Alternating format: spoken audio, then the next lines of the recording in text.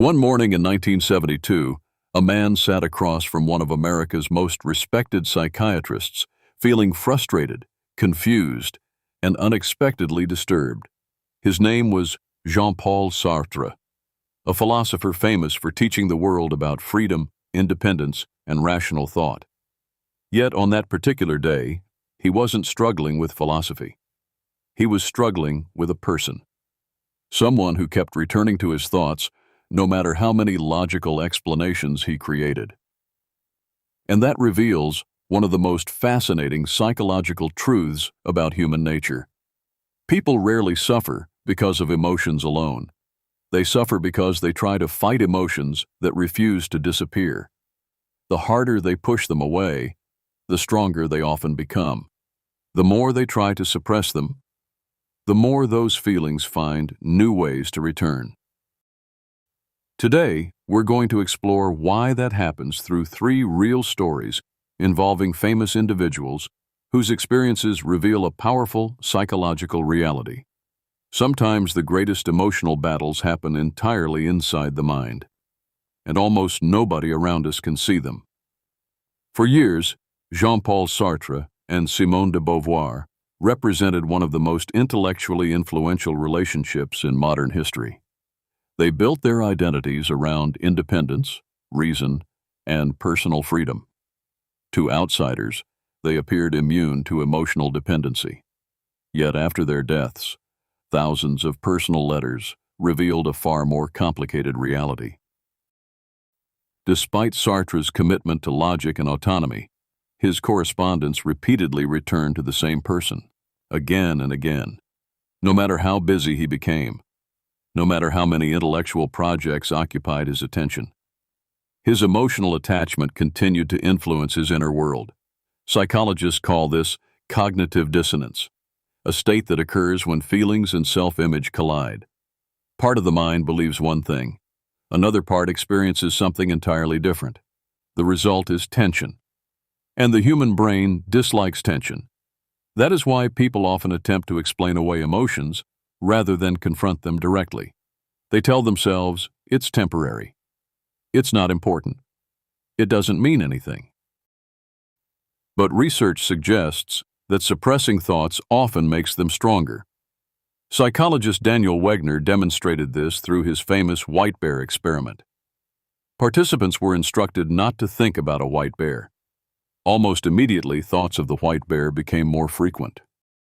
The brain had become trapped in a paradox.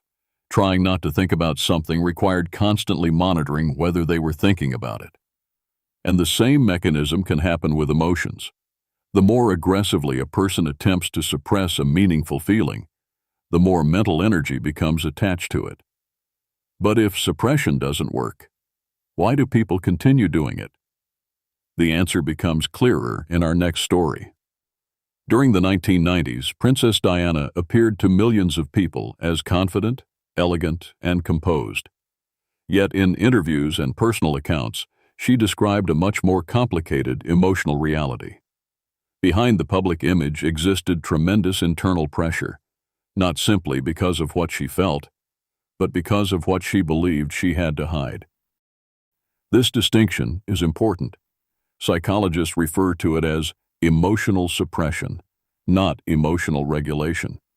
Suppression. Regulation means understanding emotions and responding wisely. Suppression means attempting to erase emotions altogether. The problem is that emotions rarely disappear simply because we decide they shouldn't exist. Instead, they often transform. They emerge as anxiety, mental fatigue, irritability, difficulty concentrating, unexpected emotional reactions.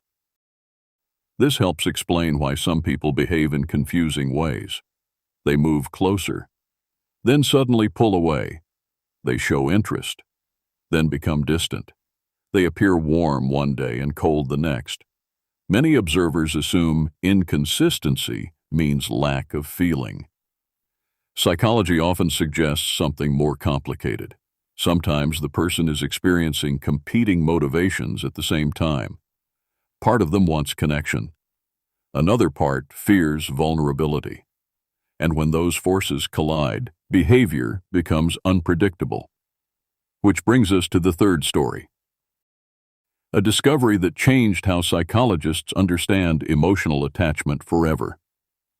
In the mid-20th century, British psychologist John Bowlby studied children who experienced prolonged separation from their caregivers. What he observed surprised many experts.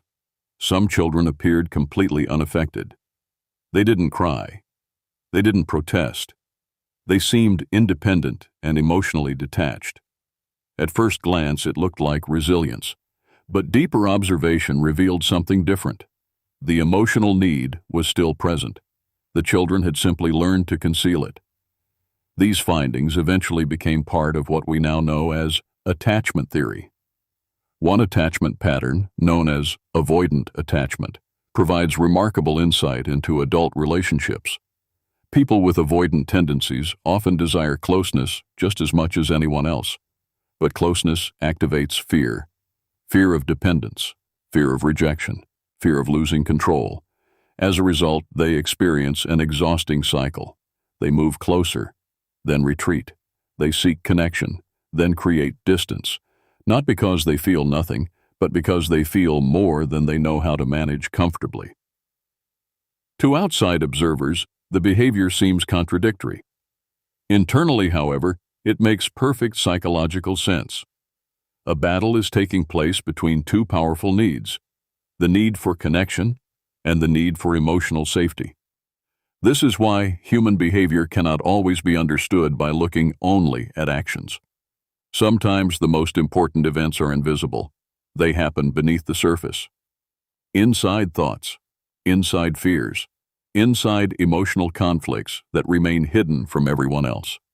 And this leads us to the central lesson connecting all three stories. People do not become stronger by denying their emotions. They become stronger by understanding them. Emotional maturity is not the absence of feeling. It is the ability to recognize feelings without becoming controlled by them. The truth is simple. What is acknowledged can be managed. What is endlessly denied often grows in power.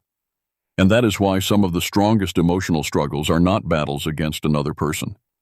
They are battles against ourselves, against what we know, against what we fear, and against truths we are not yet ready to face. So here's the question for you. Do you think people suffer more from their emotions themselves or from their attempts to suppress and escape those emotions?